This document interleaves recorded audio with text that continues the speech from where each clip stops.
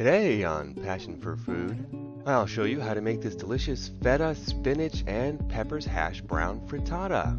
The frittata recipe was a suggestion from fellow YouTuber T Cobbs Eats, and I'll put a link to his channel down in the description. He has a lot of fun videos. Definitely go check those out. Let's go ahead and get started. The first thing we need to do is get our vegetable mix ready. Frittatas are great because it's a good time to use up leftovers and things you have in the fridge. So I'm going to add about a tablespoon of oil to my wok. You could certainly use just any old pan for this. And to that I'm going to add one large diced bell pepper, one large sliced onion, and we're going to hold off on adding the spinach just for now because it doesn't need to cook as long as these two. I like to saute these vegetables until they're just basically al dente. I want them to still have some texture in the final frittata, but I don't want them to be crunchy.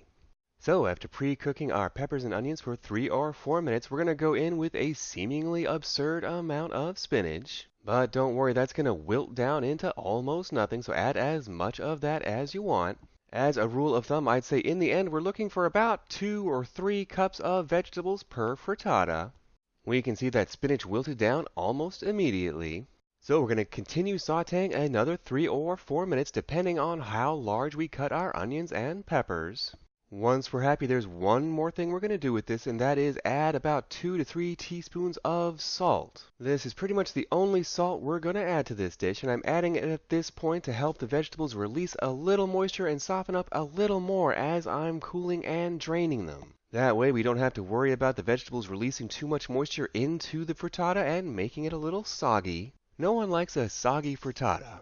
This is what our final product should look like. I love those beautiful vibrant colors, so let's go ahead and drain those off and set them aside to cool as we start on our hash browns.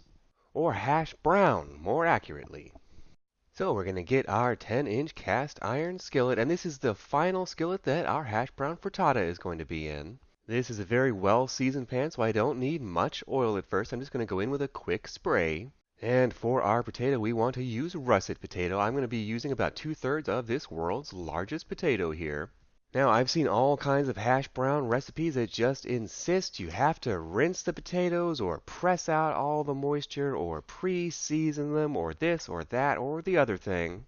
But in my experience, none of that makes any difference at all, so I'm just going to grate my potato skin and all straight into the skillet.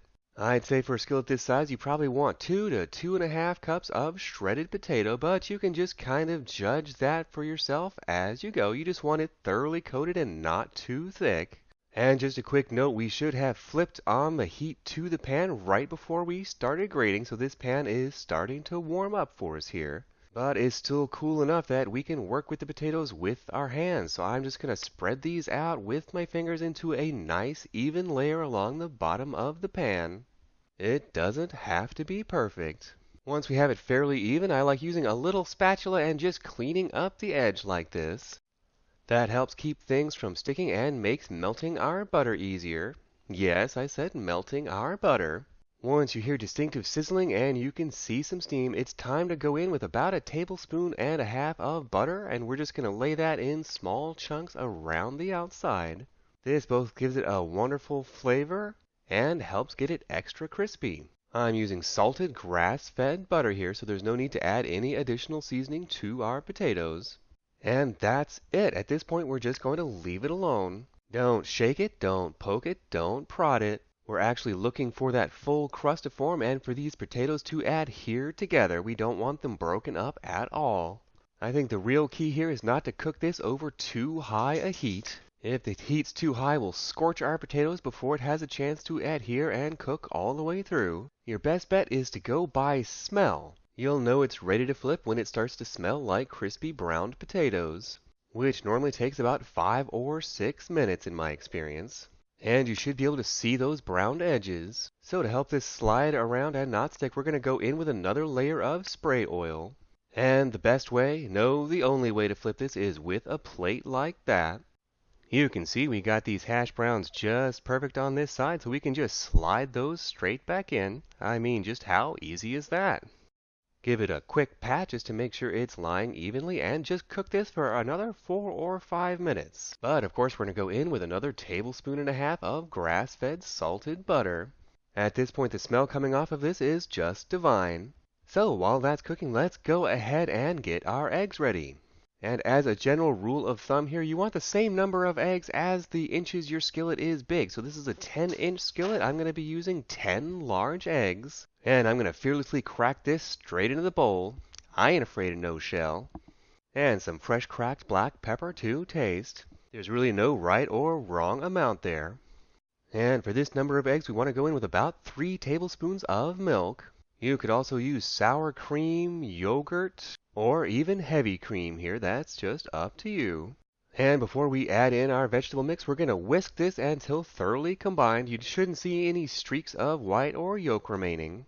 And in my opinion, the back and forth method is the most efficient method for beating just about anything. And that has to do with the amount of shear force that's put on the mixture, but that's more of a physics lesson, so just get these eggs thoroughly beaten up.